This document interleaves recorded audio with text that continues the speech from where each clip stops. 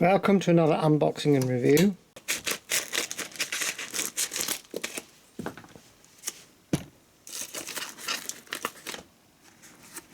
What is this going to be?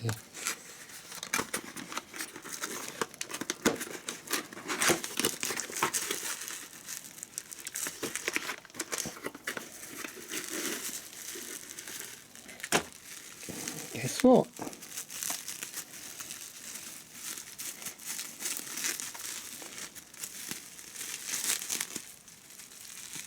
It's a signal.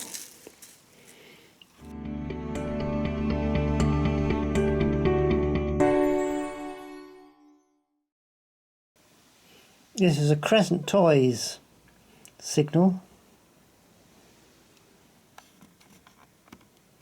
This type of signal is called a lower quadrant signal.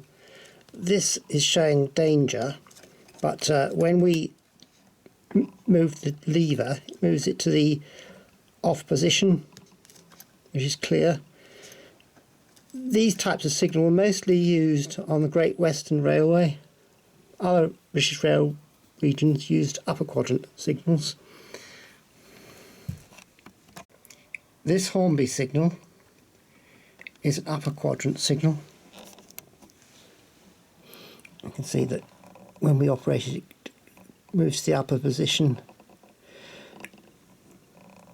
The lower quadrant signals were used on the Great Western Railway because they had a system of counterweights, which made it a bit easier for the signal when he pulled the lever.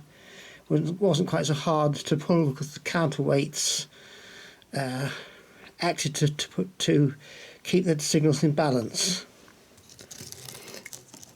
These types of signals are good for use on a Sodor type layout because they are more similar to the ones used on the Isle of Sodor, lower quadrant signals.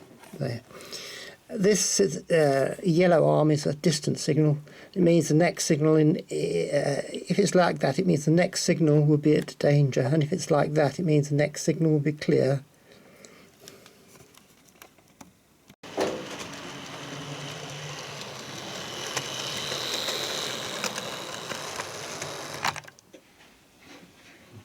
You see here that Gordon has to stop at the signal. Now we've altered the signal.